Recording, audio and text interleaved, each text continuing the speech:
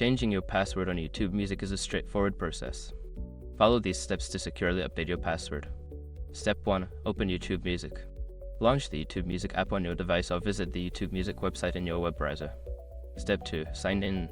If you are not already signed in, enter your credentials to access your account. Make sure you log in with the account for which you want to change the password. Step 3. Access account settings. Once signed in, click on your profile picture located in the top right corner.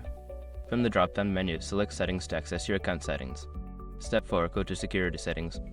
In the Settings menu, look for the Account or Security section.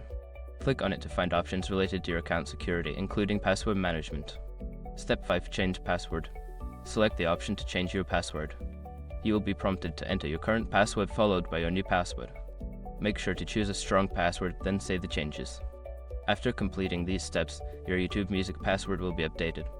Remember to use your new password the next time you log in.